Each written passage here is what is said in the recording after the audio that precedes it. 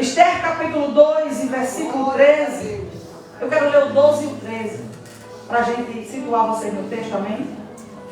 Esther capítulo 2, versículo 12 diz assim: chegando já a vez de cada moça para ir ao rei Assuero, depois que fora feito a cada uma segundo a lei das mulheres, por 12 meses, porque assim se cumpriam os dias das purificações, 6 meses com óleo de mirra e 6 meses com especiarias e com coisas para a purificação das mulheres. Desta maneira, pois, entrava a moça ao rei. Tudo quanto ela desejava se lhe dava para ir à casa das mulheres, à casa do rei. Queridos, o livro de Esther é um livro que não tem o nome de Deus em lugar algum nos seus 10 capítulos. Mas em todo momento nós vemos a mão poderosa do Senhor agindo de forma extraordinária, com um projeto de livramento para o seu povo, acontecendo de forma linda sobre a terra. A história de Esther acontece no tempo em que o rei Assuero era rei, um dos reis mais poderosos do mundo na época, governava entre a Etiópia e a Índia, e sob o poder dele tinha 127 províncias. Num determinado tempo, acho que foi no 3º ano do seu reinado, se a memória não me falha, o rei Assuero, ele decidiu dar uma festa inusitada, uma festa diferenciada, porque eram 180 dias de festa. Não era apenas um dia. Ora, nós fazemos um dia, ou 2, ou 3 de congresso, nos fadigamos, nos cansamos muito. Imagine 180 dias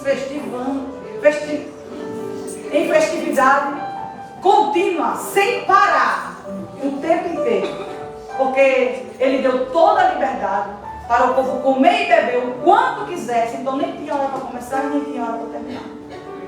A Bíblia fala que durante os 180 dias ele deu um banquete para as lideranças que ele tinha apreço, que ele tinha apego. As pessoas que trabalhavam no seu governo, grandes administradores, pessoas que tinham alto poder aquisitivo na corte. Mas, depois de passar os 180 dias, Assuero decide dar mais 7 dias de festa. E esses 7 dias de festa não abrangia apenas a parte nobre, mas sim toda a população a qual estava sobre o seu governo. O rei Assuero, ele tinha um propósito. E o propósito dele era talvez entrar em guerra contra a Grécia, como uma revanche, porque já tinha guerreado, já tinha perdido, já tinha sido humilhado. E naquele momento da sua glória, e que Deus o tinha permitido ser honrado, porque a Bíblia diz que toda autoridade é constituída por Deus. Então, se ele chegou ao posto, foi porque estava debaixo da autorização do Senhor, por N motivos. Se você observar a história do povo de Israel, quando obediente ao Senhor, prosperava em tudo que fazia, tudo que colocava a mão dava certo, e o Senhor os protegia, os guardava, fazia coisas extraordinárias e impossíveis para dar vitória àquele povo em todas as batalhas que eles estavam inseridas. Mas quando o povo se afastava do Senhor, Deus permitia que eles sofressem as piores atrocidades, para que eles se lembrassem do Senhor, recorresse a Ele, e o Senhor viesse chegar com a sua misericórdia. Em toda a trajetória do povo de Deus, você vê do começo ao fim da vida, que Deus permite que o povo sofra para se lembrar dele, para clamar a Ele, e Ele chegar com providência, o socorro devido, e chegar também com a salvação, que é o plano inicial de Deus. Assuero, nesse tempo, ele estava governando tudo. Ele era o governante da Média e da Pérsia. Nesse contexto da história de Assuero, existe lá, na administração dele, um povo que foi levado para a Babilônia quando cativo, por Nabucodonosor e que morava ou habitava e estava agora sob seu comando, sob seu domínio. E no meio deste povo estava Mardoqueu e Hadassa, uma figura que ninguém conhece, mas que entra na história a partir do momento que a rainha Vasti decide tomar posições que não agradou ao rei, e ela veio perder a sua coroa.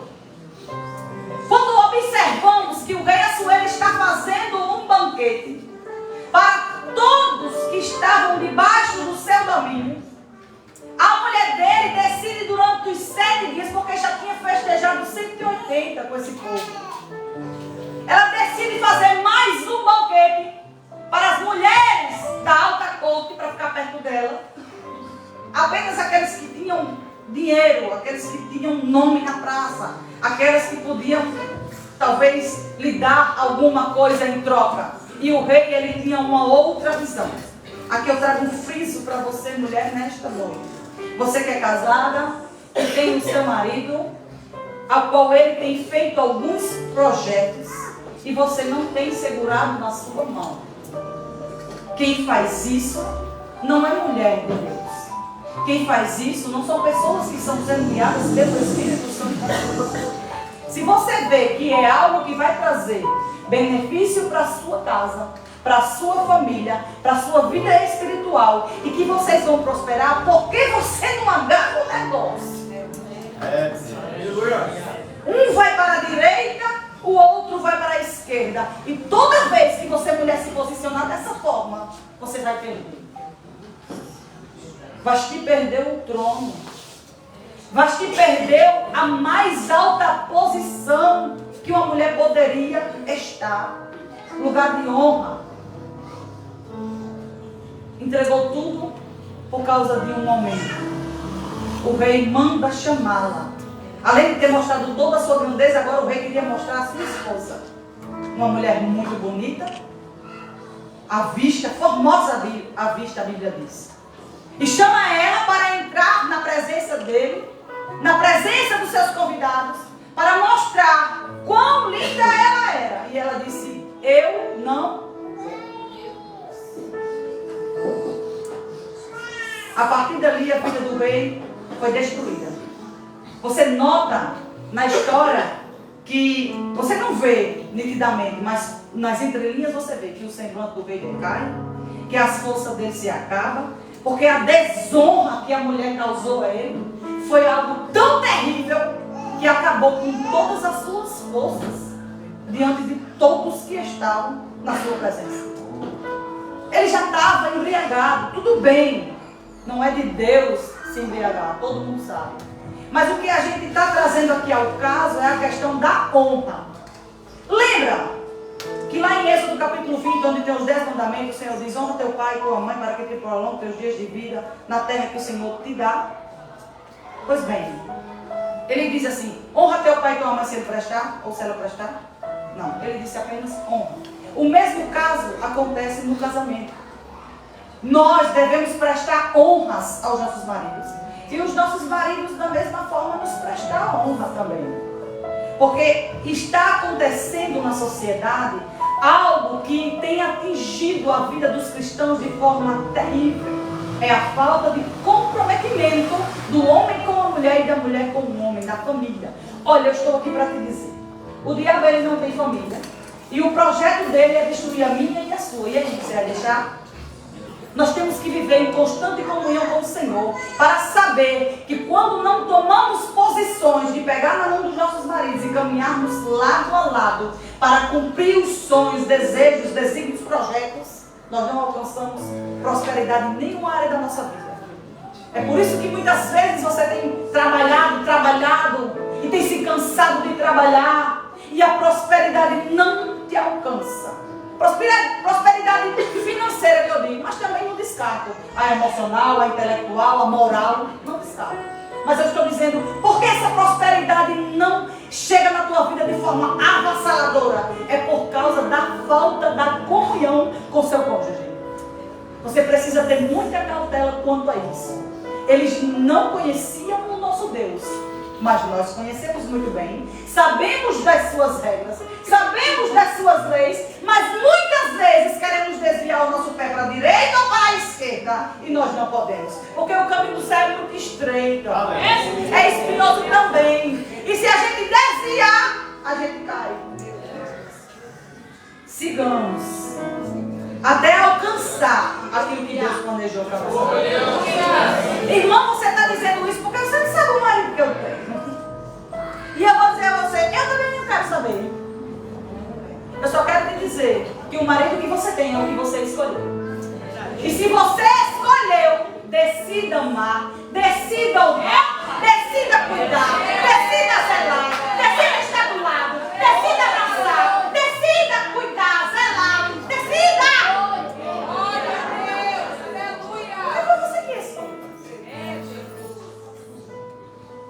Quando você se prontificou a olhar, que eram mais jovens, a olhar, a admirar, a paquerar, a namorar, vocês não viveram algo intenso?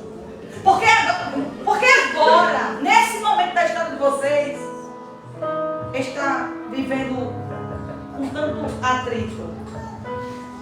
Deus está falando com alguém nessa casa. E o Senhor diz assim: eu não estou nesse negócio. Você precisa ter comunhão para você prosperar em tudo que você colocar a sua mão. Acho que perdeu o trono. E você vai perder o quê? Sua família? Você vai perder seu bem mais precioso? Porque se eu chegar para qualquer um de vocês, qualquer um dos senhores que estão aqui, eu vou dizer assim: qual é o seu bem mais precioso? Eu vou dizer: a minha família. Mas muitas das vezes nós andamos em atrito e discórdia dentro dos nossos lares, dando pé para o inimigo entrar com o divórcio, a separação, e é isso que a sociedade atual imprime. Não está prestando? Deixa não. Cuida, zela. Eu faço parte, lá em Guarabira, eu faço parte de forma indireta hoje, mas estivemos durante 4 anos inseridos no Ministério de Casais. Tive um casamento bem difícil. Mas Deus, quando salvou meu marido, salvou de verdade. E ele se entregou para Jesus e vive com intensidade o Evangelho. E a gente começou a trabalhar no Ministério de Casais. E sabe quem a gente trabalha lá? Eu. Porque quando eu entrei naquele ministério, eu pensei que os defeitos estavam tudo em nele. Aí quando a gente vai sendo trabalhado com a palavra, a gente diz: ah, rapaz, quem está prestando é eu. E sabe o que a gente aprende lá? O que é que eu posso fazer para melhorar o meu casamento? Tem a ver com o seu marido? Não, tem a ver comigo mesmo. Tem a ver com a minha família. Você, marido, o que é que eu posso fazer para melhorar o meu casamento? Tem a ver com a sua mulher? Ai, você sabe como minha mulher é ranzinza, não. Mas eu vou dizer um negócio a você. Se você amar como a palavra do Senhor manda, a submissão é automática. Acontece de forma instantânea. Porque quando uma mulher é amada, quando uma mulher é zelada, quando uma mulher é cuidada, automaticamente ela passa a ser submissa. Não é difícil ser submissa quando você é bem cuidado. Não é difícil, ela passa a ser submissa automaticamente. Mas a sociedade, por onde você chega, está querendo tirar isso de você. E você muitas vezes dá ouvido, sabe por quê? Porque as dificuldades surgem e muitas vezes nos sentamos com pessoas que não convêm e começamos a conversar. E essas pessoas começam a colocar dentro de nós coisas da vida secular lá fora. E de ainda mais não, deixa.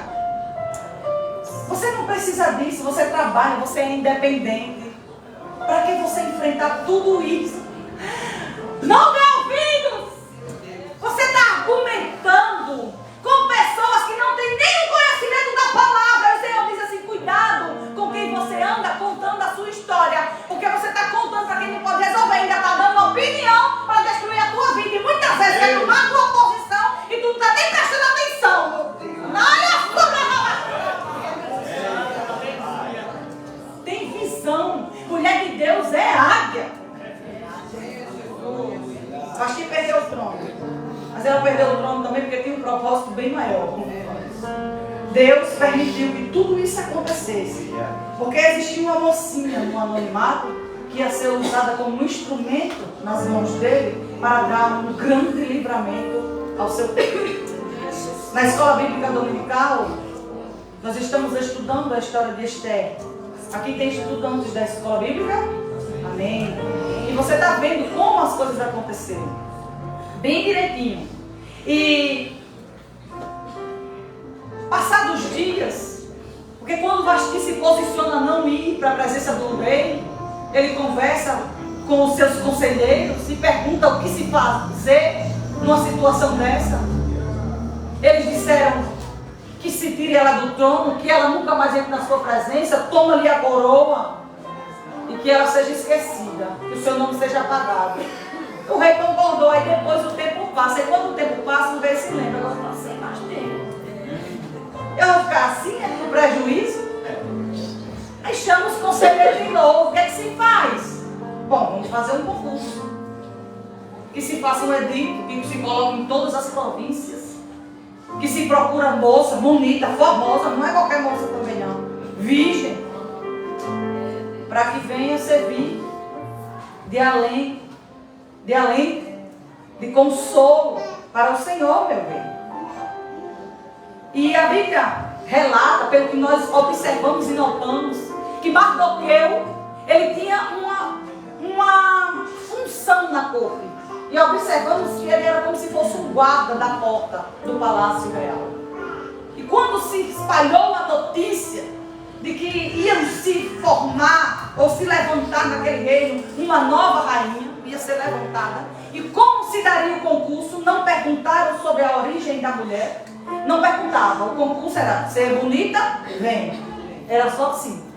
E Esther era muito bela, a Bíblia relata que ela era muito bela. E como, se você olhar aqui no capítulo 2, no verso 5, você vê que Mardoqueu, ele era filho de Jair, que era filho de Simei, filho de Quis, homem belemita, ou seja, descendente do rei Saul. Ele não era qualquer pessoa. Assim como Daniel, Sadraque, Mesaque, Abednego, estava lá na Babilônia, cumprindo o seu propósito, fazendo sua missão lá. Estava ele lá na corte também servindo, porque eles separavam os melhores para servir o rei. Não era qualquer pessoa que servia. E ele estava lá servindo na guarda da porta. Não era muita coisa não, mas estava lá, sendo útil naquela administração. Quando ele ouve como se daria o processo, ele chama a Hadassah e diz: eu vou mudar seu nome agora. Seu nome não vai ser mais Hadassah, seu nome vai ser Esther. Você vai ser levado agora para o harém do rei. E lá você vai passar por um processo de beleza. E você vai entrar na presença do rei. E nesse momento que você entrar na presença do rei, não conta para ele quem você é, nem seus descendentes, nem nada do que eu te ensinei. Fica com tudo dentro do seu coração. E aqui eu trago para você um outro fim.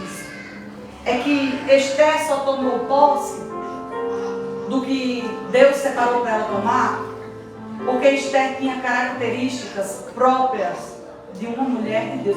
Pega minha bolsa aqui, por favor. Eu anotei aqui.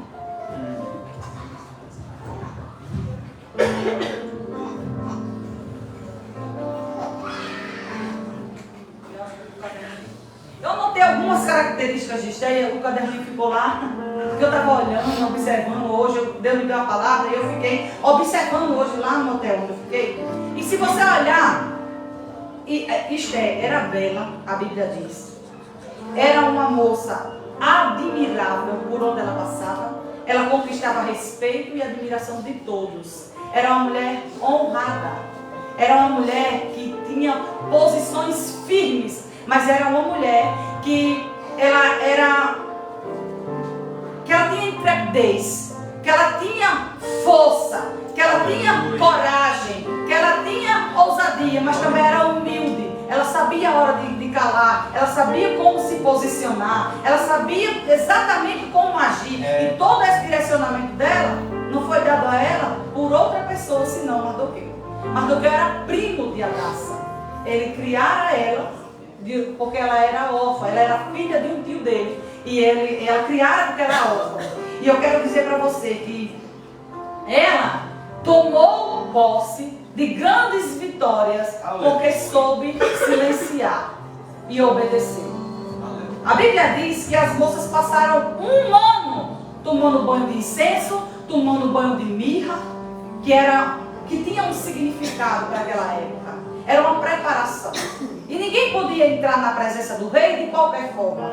Tinha as roupas apropriadas para aquilo, tinha toda a perfumaria, tinha todo ajeitado de cabelo, tinha tudo. E a Bíblia diz que quando o eunuco do rei viu Esther, a primeira coisa que ele fez foi lhe dar logo 7 moças para cuidar dela e colocou ela no melhor quarto para ser assistida por essas moças.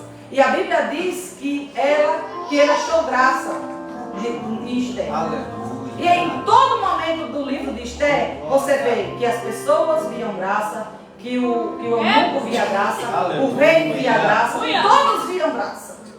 Ela não era uma mulher qualquer, ela não era arrogante, era uma pessoa gentil, ela tem a amabilidade, era uma pessoa compromissada com aquilo que se dedicava a fazer. E você olhando para as características de Esther, você vê o quão é difícil ser uma mulher de Deus. Uma mulher que se posiciona para cumprir os desígnios do Deus que lhe confiou um chamado, um propósito. Não é de qualquer forma que tomamos posse. Não é de qualquer jeito. Esther, a Bíblia diz que as moças entravam na presença do rei e automaticamente elas se transformavam numa concubina do rei, já passava para outro harém e passava para os cuidados de um outro eunuco. Esther entra na presença do rei e a Bíblia diz que o rei amou Esther na primeira vista. Deixa eu fazer a primeira vista. E a Bíblia diz que ela foi posta imediatamente a coroa na sua cabeça.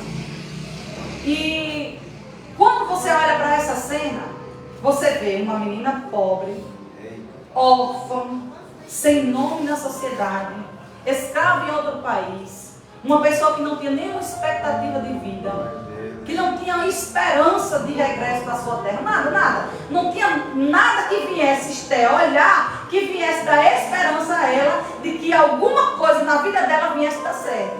Essa moça era para viver em constante depressão, em intenso choro, por causa das perdas, dos danos e daquilo que vinha sofrendo durante o decorrer de toda a sua trajetória.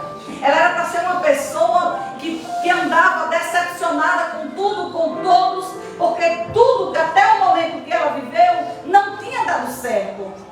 E quantas vezes nos encontramos em momentos da nossa vida que tudo que a gente coloca a mão para fazer não dá certo.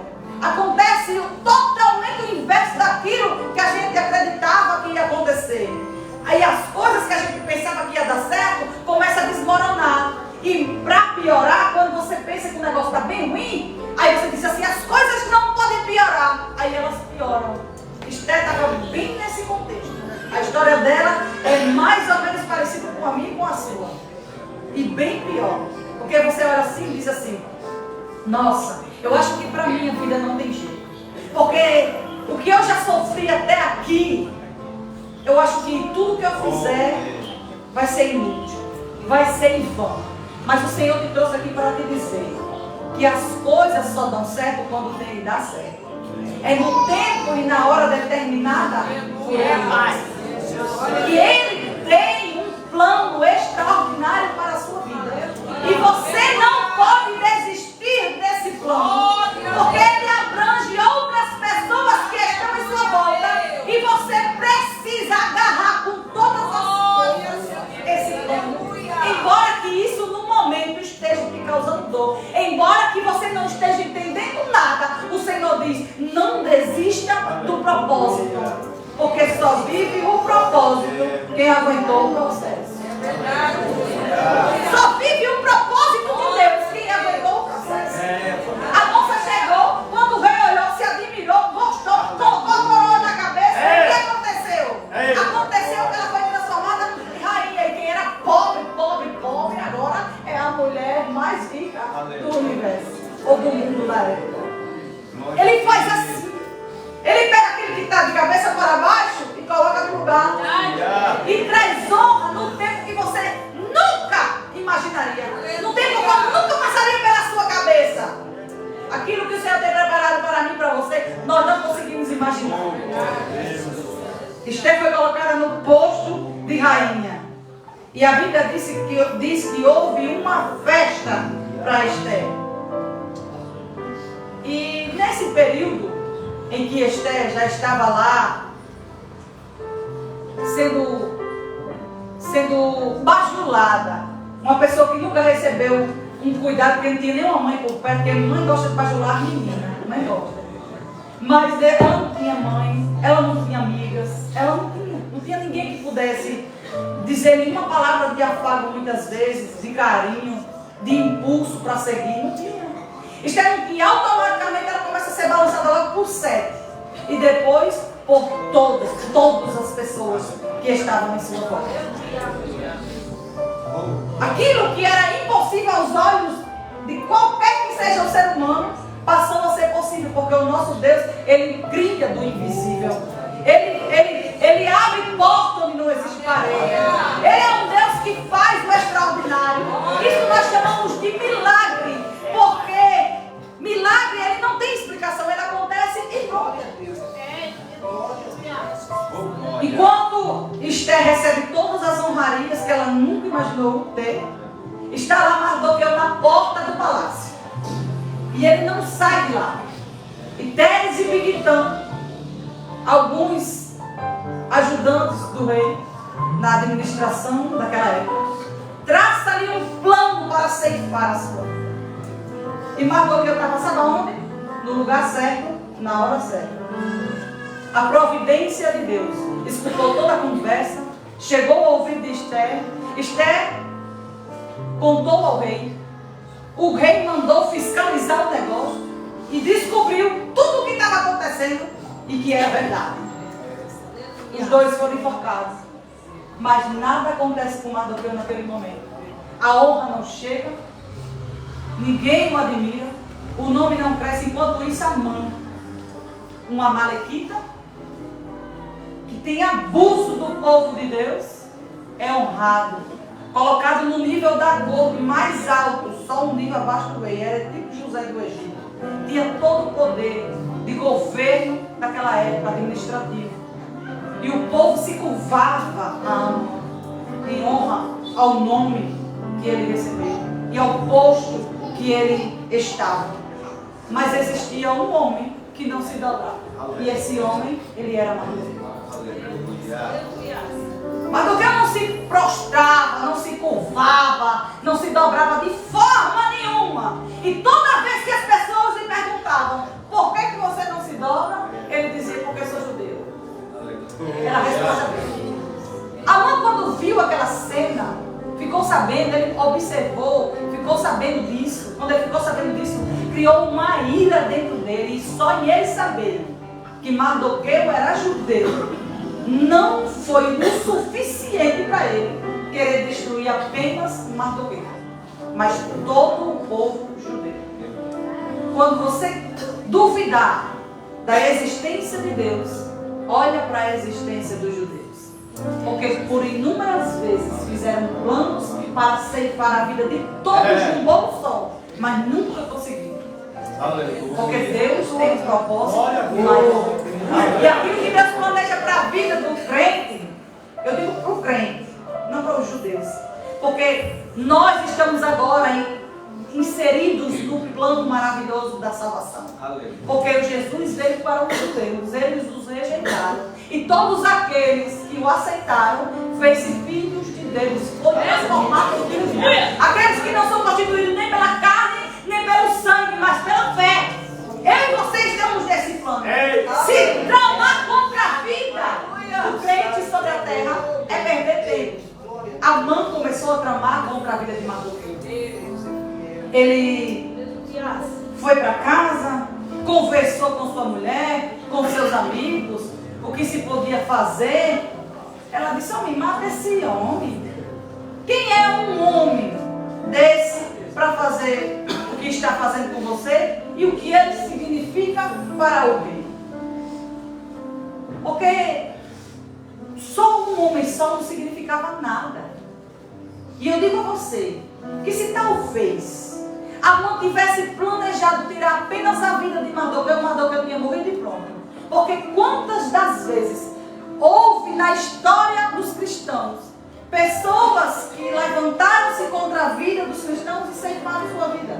Se ele tivesse morrido, ele era apenas um, mas ele tramou contra todos. Olha, esse contexto da história de Esther é um contexto em que o povo já tinha sido liberado uma parte para voltar para Jerusalém. Mas quem iria voltar para Jerusalém quando a cidade já estava destruída? Não existia segurança dos seus muros. Teria que reconstituir toda a sua vida. Estava lá a cidade, só com coxos, mancos, aleijados, pessoas que não tinham nenhuma estrutura financeira. Não tinha como a cidade ser reestabelecida, o povo ser levantado novamente. E o povo morando em Suzã, na Babilônia, lá nas províncias em que eles estavam sob o comando desses reis, na época, eles já tinham se estabilizado, já tinham se organizado por lá, já tinham levantado suas casas, eles já tinham suas finanças já controladas, já estava tudo meio que caminhando. Eu acho que eu vou ficar por aqui mesmo. E deu uma falsa paz àquele povo, sendo que estar em território inimigo sempre vai ser perigoso para a vida do cristão. Eles deveriam ter corrido, pegado nas mãos dos outros, caminhado no mesmo plano, no mesmo projeto, e o Deus que permitiu eles para lá faria regressar e o abençoaria de volta da sua terra, porque existia uma palavra, existia uma promessa sobre isso, mas o povo estava lá quando houve o levantar desse plano terrível. E o que acontece? Acontece que o povo não tinha saído.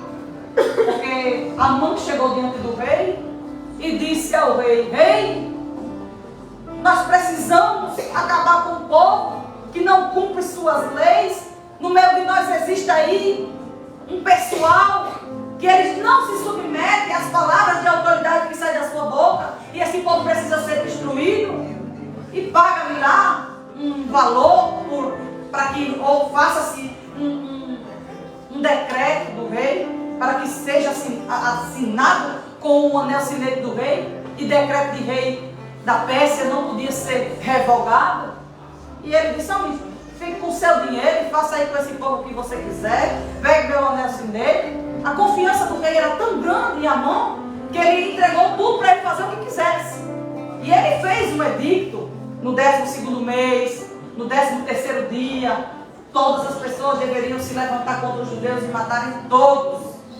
E o povo, quando ficou sabendo disso, eles tiveram que enfrentar essa realidade por um ano, porque foi apregoado em todos os lugares, como jornais, nas paredes, nos muros, em todos os lugares. As cartas foram enviadas, foram lidas diante do povo, e eles tiveram que esperar durante um ano. Automaticamente, quando souberam da informação que iam morrer, a Bíblia diz que o povo gritava em agonia, porque eles já sabiam que estavam perdidos. Eles não tinham armamento bélico, eles não tinham defesas, eles iam ser atacados, brutalmente ser assassinados, e seus bens iam passar para aquele que o destruísse. Não tinha expectativa de vida, não tinha expectativa de escape. E o que acontece? Acontece que Deus, Ele permite que o crente entre em situações a qual ele não vê saída, que é para ele dar uma saída e dizer: eu sou Deus que dou jeito, eu sou Deus que dá jeito. Aquilo que você acha que não tem jeito, Mardoqueu veste rasga suas vestes, veste pano de saco, bota a cinza na cabeça, fica lá na porta do palácio esperando que alguém faça alguma coisa, manda recado para Esther, entre na presença do rei, faça alguma coisa, nos defenda. Você nem sabe se para isso você foi colocado aí nessa posição. E ela disse: eu não posso entrar na presença do rei, porque depois que a gente entra na presença do rei, que a gente sai, todo mundo aqui no palácio sabe que a gente não pode voltar para lá, a não ser que o rei mande chamar. E se aparecer alguém, se ele não impõe o cetro, essa pessoa, a sentença só é uma, é morte. Vou nada. Vai que eu entre lá na sala e ele não me dirija a palavra, não me queira lá. Eu morrerei. Mas o que eu disse, não pense. E se você não fizer nada, socorro da outra parte não virá, porque Deus vai levantar alguém para nos defender. Mas também teu nome será arriscado. E o nome da tua família apagado na história do povo de Deus. E aqui neste lugar, tem pessoas que estão aqui, que foram colocadas em cargos e posições na sociedade para defender o povo de Deus. E tem se acovardado. E o Senhor diz assim, não tenha medo. Não se acovarde, não recue. Porque para isso eu te coloquei lá. Porque se você não fizer nada, eu levantarei outrem. É Pai Santo. Mas sobre tua vida, Deus maravilhoso. Eu riscarei da história da humanidade. E apagarei do meio da terra dos viventes a honra que eu te dei. Mas Senhor, vou fazer o quê? Entra para dentro do teu quarto que eu vou te dar o direcionamento, diz o Senhor. Esté voltou, mandou, era recado ia, recado vinha, era assim. E o eunuco levava e trazia os recados. E ela disse assim, pois bem, diga a ele que jejue por todos os judeus que habitam em Suzã. Por 3 dias, não coma nem beba nada. Eu e as minhas moças vamos fazer isso. E depois de 3 dias, eu entrarei na presença do rei. E se perecer, perecer. Assim, Mardoqueu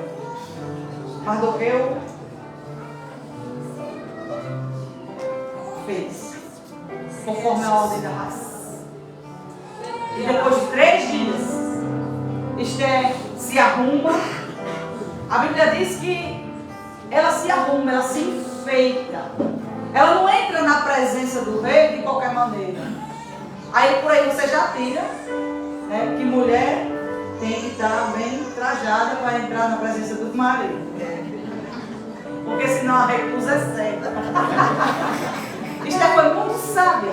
Ela se organiza, se ajeita, se enfeita, né? Não acredito que Esther ela extrapolasse nos seus limites. É tanto que quando a mulher tinha que entrar na presença do rei, que é o texto lido, o tema de vocês aí, o capítulo 2 e o verso 13, a mulher ela podia levar o que quisesse, mas Esther, quando foi entrar, ela disse, eu não quero nada além daquilo que o Senhor me ordene, que eu entre na presença do rei. Ou seja, eu não quero nada além, só quero só que o Senhor disser o que é que ele gosta. Ô mulher sábia, o que é que ele gosta? Muitas vezes a pessoa está casada 30 anos, sabe nem o que o marido gosta. 30, 40 anos já vai fazer de casamento e não sabe o que gosta nem desgosta. Argumento não tem nenhum. E um leva a vida empurrando com a barriga e o outro também. E isso vai ficar até quando? Esther já sabia tudo que o rei gostava, sabe por quê? Porque o eunuco já tinha dito a ela, me diga aqui, o que o rei se agrada, o que ele gosta, o que ele não gosta. Eu só deixo de fazer o contrário. Esther entra no pátio. E quando ela entra no pátio, ele estende o cetro. Ela pega na ponta do cetro. Também 3 dias de jejum. Tem inferno que se levanta para não ser jejum. Aqui nessa festividade nós passamos um bocado de dia. E você que está aqui com um problema bem grande lá na sua casa, fique sabendo que hoje Deus te dá autoridade para entrar, colocar outro problema e dizer, sai daqui! Porque eu não te aceito mais na minha vida, na minha história. E você se diz assim, eu sou muito pequena para isso, minha irmã. Nós todos somos pequenos, grande mesmo é Jesus.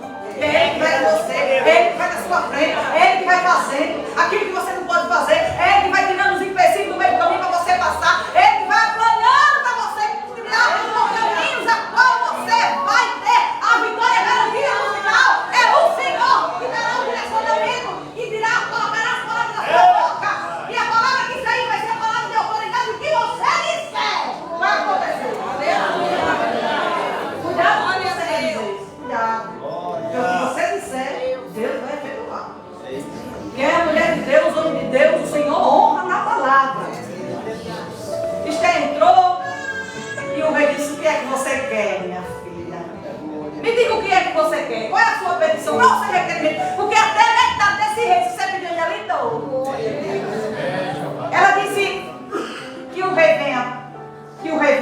para um banquete que eu vou preparar. Que o Senhor se sente lá com a mão para um banquete que eu vou preparar para vocês dois. Porque se parecer bem aos seus olhos, eu farei. Ela disse assim, já está feito o negócio. Já está no banquete. E no momento exato, eles estavam lá, os dois, os três. E a mãe se sentiu um homem muito poderoso. Eu acho que ele se sentiu um pavão, sei lá. Porque o homem que tinha a maior autoridade no governo de Assuero. Agora até a rainha chama ele único e exclusivo para sentar no banquete. Depois que terminou, quando ele saiu, automaticamente a Bíblia diz, porque o rei disse, diga o que é que você quer, ela disse que você vinha para outro banquete amanhã. E ela não contou de imediato o que queria. E aqui já trago outro friso para você. Que as mulheres, nós mulheres, nós somos uma fechadinha para falar. Você já prestou atenção, porque eu sou muito agoniada? Nós somos muito aperreadas para falar. E Esther esperou o momento certo para falar. E eu vou dizer um negócio a você. Há quem diga que nós somos muito curiosas. Nós, sabe? Mas diga um homem que vai dizer um negócio a ele amanhã para você ver se ele dorme. Ele não dorme. A prova está na Bíblia. Porque quando Esther disse, vem amanhã de novo, ele ficou curioso para saber o que ela tinha para dizer. Ah, quem diga, irmão, que eu sou curiosa. E a mãe foi para casa. Quando ele chega, ele disse, já está feito. Esther não disse nada, levantou a curiosidade do rei, despertou o ego maior em Amã. E quando ele vai saindo do palácio, automaticamente ele se dá de cara com Mardoqueu. E ele não se prostra. E ele tira para casa de novo, e chama os amiguinhos para perto, e conversa com a mulher que de sabedoria não tinha nada. E diz, olha, o rei me deu toda a honra, o rei me deu a autoridade maior desse reino, eu sou rico, e começou a falar da sua glória, do que tinha conseguido até aquele dia. E ele disse assim, mas nada disso me vale, enquanto eu vi Mardoqueu na porta daquele palácio, naquela posição, de não se dobrar diante de mim. Tipo, eu sou um homem feliz em tudo, menos nisso. Você vê que a posição que nós tomamos muitas vezes, coloca no coração do inimigo algo que entristece ele de forma terrível, ele quer destruir-nos automaticamente. Ele tinha tudo, um homem rico, poderoso. Um homem que estava com todo o governo sobre sua mão, porque até o anel cimeiro do rei, ele estava com ele sob domínio. Ele tinha toda a autoridade, mas só Mardoqueu o incomodava. E ele disse, o que é que eu faço com esse homem? A mulher disse, me mata esse homem. Faça ali uma forca, coloque ele na forca, que ele seja destruído e tenha paz. Vá amanhã feliz jantar com a rainha. Ele disse, até a rainha me chamou para sentar no banquete com ela. Aí ela disse, faça isso. E a forca foi feita, 50 côvados de altura. E ele vai diretamente falar com o rei. Só que enquanto ele está fazendo a forca, durante aquela noite, o rei está lá no palácio pensando em Esther, pensando no que ela tinha para dizer, não dorme um pino, não prega o olho. E ele disse, vamos, pega aí o livro das crônicas. Começa a ler aí, para me ver as histórias dos feitos memoráveis. Está no capítulo 6. Conta para mim, coloca o povo para ler. E lá, nesse momento, no livro das crônicas, está registrado aquele ato de nobreza de Mardoqueu, ao qual ele não recebeu honra. Você entende que, olha, honra é muito bom. Quem é que não gosta, não é verdade? Mas a Bíblia diz, quando você fizer algo, você tem que fazer como para Deus e não como para honra. Porque quem te honra é Deus, e Deus honra no momento certo e não na hora que a gente quer. Certo? Se Mardoqueu tem sido honrado lá naquele tempo lá, o que ia acontecer agora? Nada. Ele ia morrer, acabou a história dele. Mas Deus, ele tem um momento certo. O relógio de Deus, ele tem para acontecer as coisas na vida do crente, para dar certo no final. A gente não entende os propósitos, porque os pensamentos de Deus estão muito além do que os nossos, e a gente só tem uma visão rasteira, uma visão próxima. E o Senhor tem uma visão de longevidade, é muito longo. E estou aqui para te dizer, a honra está chegando. É tempo de vestir vestes diferentes. É tempo de que Deus decidiu soprar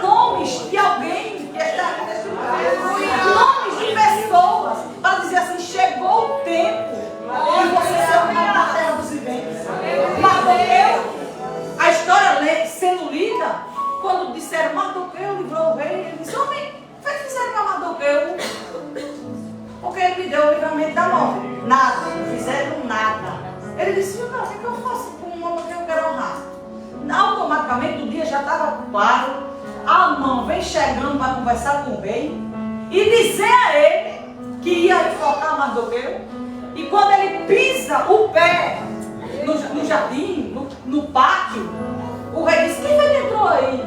Amã, entra, Amã, vem cá. Me conta como é que eu faço. Me diz aqui, me ajuda aqui com o problema que eu tenho. Me diga como é que eu faço para honrar um homem que eu me agrado. O homem já está inchado. Quem desse rei não veio me honrar? Isso não, amigo. Rei, mande pegar o seu cavalo. Aquele que é de costume o senhor montar. Traga suas vestes reais. Vista desse homem. E coloca um servo teu pegado nas rédeas desse cavalo e gritando: é assim que o rei faz. Aquele a quem o rei deseja honrar.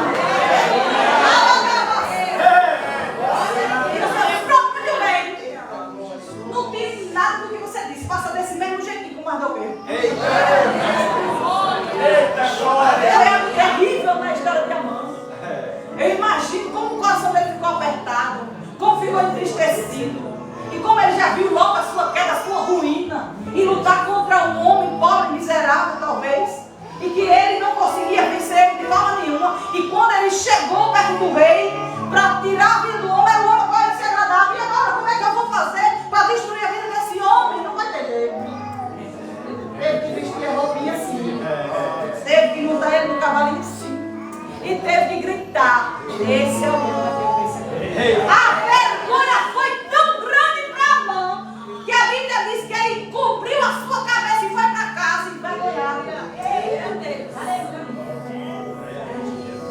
Sabe, aqueles que ficam na porta, na janela, dizendo que Deus não faz nada na tua vida, enquanto vai embora, mas nada muda, nada faz, nada acontece. São as mesmas pessoas que vai na mesma porta, na mesma janela, no mesmo local, dizendo: Deus é Deus na vida dele. O Deus dele é mais forte.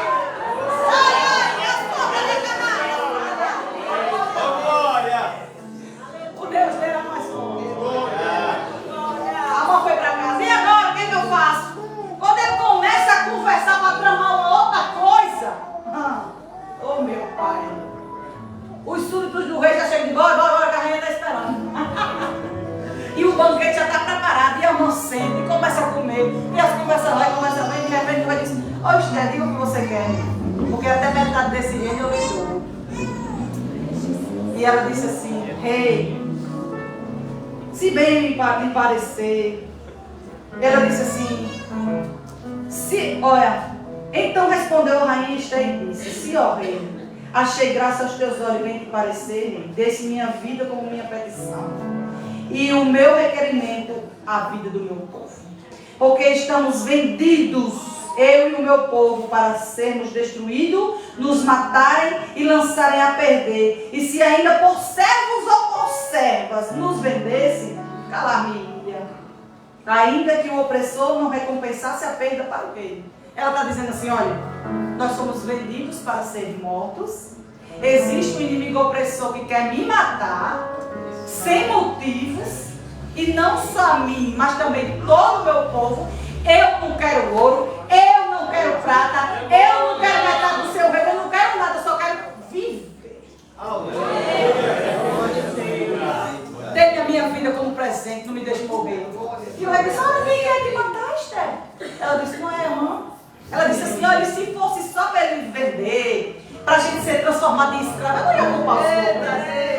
Eu não ia ocupar com isso. Mas não foi assim. Eles querem ser pagos, matar, ficar com tudo que nós construímos. Faça alguma coisa, rei. Quem é que quer tirar sua vida? Ela disse: Amã.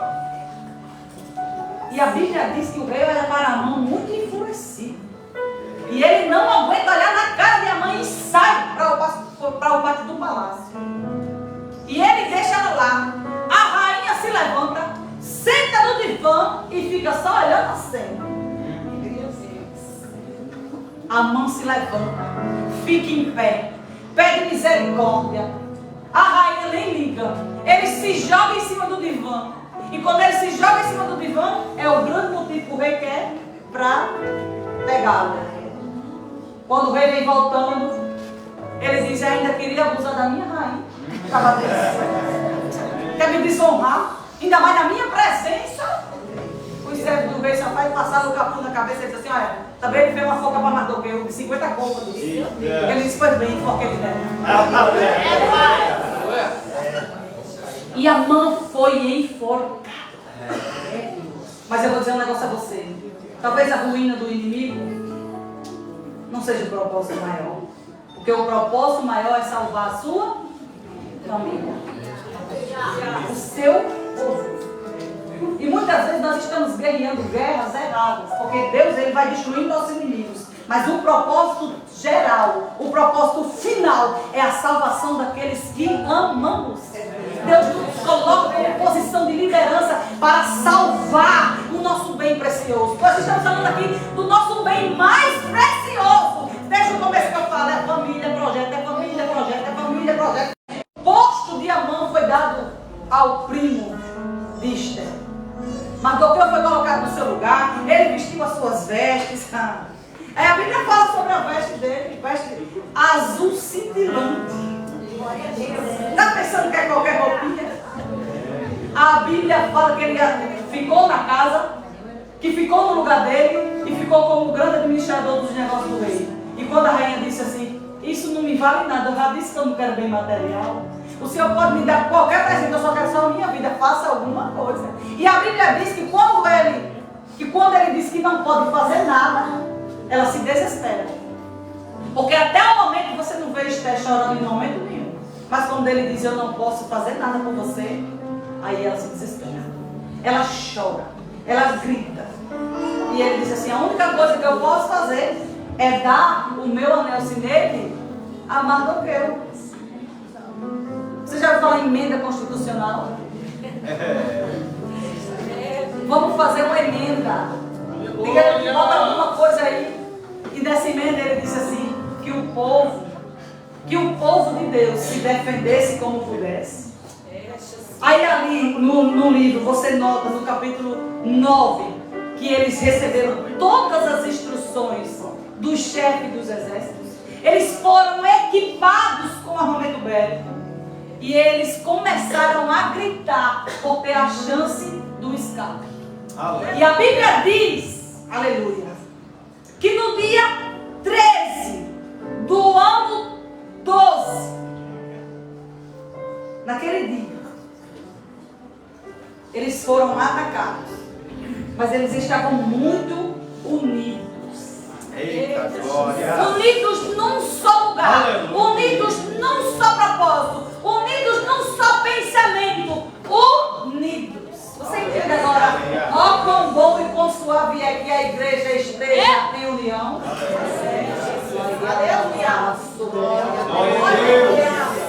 Você entende o que significa? Porque tem gente brigando por cargo, por posições, quando a nossa guerra não é contra a carne, nem contra o sangue, mas contra as hostes, contra as potestades, contra os principados. E tem crente se engafiando, se arranhando, porque é crente guerreando contra crente, falando mal de crente. Enquanto nós lutamos uns contra os outros, sabe quantas vezes o rei vai subsistir? Nenhuma. Porque um rei que luta contra si próprio, ele não resiste. Ele é destruído. Olha o quão bom e quão suave é que os irmãos do inferno. Eles estavam unidos num só lugar, num só propósito. Vamos dizer que estava de 4 em 4? Frente, trás, direita, esquerda. Aleluia. Se te atacarem pelas costas, pode deixar que eu lhe mas se me atacarem por aí, por caridade, me defenda. E ficou assim. Pode deixar comigo. E quando o crente toma posição de guerra, aleluia, ele só diz assim: vem! Pode vir!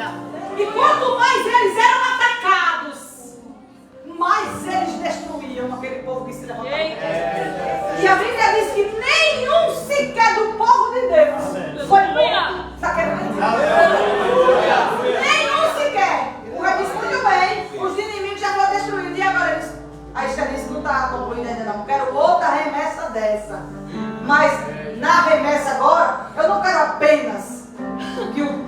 levantar contra nós por ruindade, seja destruído. Mas agora eu quero, para servir de exemplo, que todos os filhos de Amã sejam enforcados. E os amiguinhos dele também, e toda a sua família.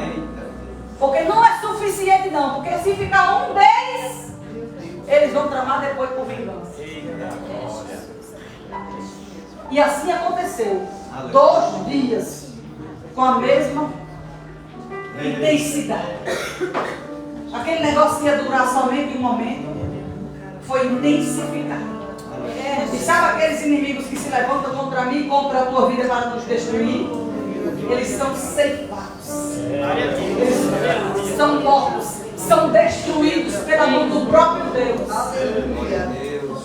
São aniquilados por inteiro. Ai, ai. Uma coisa boa é quando o crente se posiciona para adorar o Senhor, ser fiel ao Senhor, fazer o seu querer, fazer a sua vontade, que vive a unidade. Porque não é inimigo que se levante, que não seja destronado, que não seja destruído, que não seja totalmente aniquilado. A raça cebosa foi destruída e o povo de Deus foi honrado.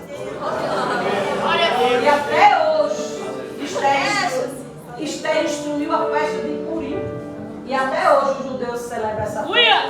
Porque não morreu um deles sequer. Eu vou dizer um negócio a você. Se Deus é conosco, pode se levantar o inferno. O diabo só tem 2 trabalhos: se levantar e cair. E o Senhor me trouxe aqui para te dizer que nessa peleja você não está só. Nessa peleja o Senhor vai te dar estratégias de guerra. Nessa peleja você vai cantar no final. Nessa peleja você vai festejar no final. E eu ainda te digo que se você for ousado, você já marca culto de vitória. Já prepara aí para cantar e exaltar o nome do Senhor. Porque Deus tem coisas extraordinárias para fazer. E quando Ele faz, amados, fica feito. E diante de toda essa história de Esther, nós observamos que sempre Deus tem uma saída para o seu povo. Há uma saída, há um jeito. Aquele problema que você disse assim, esse aqui não tem quem resolva. Não se preocupe não, Deus vai dar um jeito. Deus vai dar um jeito. Não pode ser o seu jeito.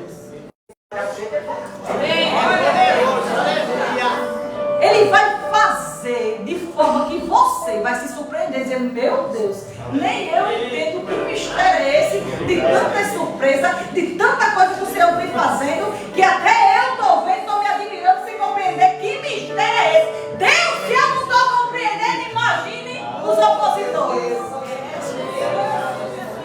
Deus vai fazer de forma tão linda, tão extraordinária, que você mesmo não vai entender. Você vai ficar admirado, vai ficar impactado e vai ficar tão admirado, pensando, Senhor, será que é isso mesmo? Será que está acontecendo desse jeito mesmo? Tudo o que você precisa é saber como entrar na presença do Deus. A forma como falar com Ele. Porque tem gente que quer mandar em Jesus. Tem gente que quer mandar. Quer dar suas regras, suas normas. Se não for assim, eu não quero, for desse jeito, não dá certo. Quer ensinar Jesus a trabalhar. A forma como você fala com Ele. O tempo. E o que é dito para que Deus faça acontecer. Porque a gente aprende que através da fé a gente traz à existência tudo que não existe através da palavra. E tem gente que passa. Nós somos a noiva do Senhor, correto? Vou dizer só isso para entregar o nome. Nós somos a noiva do Senhor. Se nós somos a noiva do Senhor, nós temos uma aliança com Ele. Quando você namorava, você passava um dia sem ligar para sua namorada? Os irmãos passavam? Não. Uma semana? Um mês? Ai, meu pai. Pois é, tem crente que passa o ano todinho se ajoelha para conversar. Não conversa nada.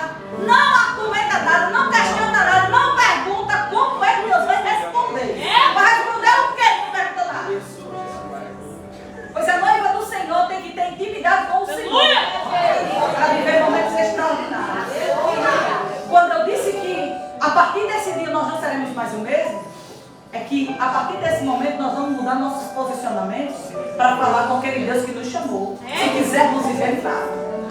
Se quisermos viver coisas extraordinárias, impactantes, nós vamos conversar com o Senhor e Ele vai fazer coisas extraordinárias conosco.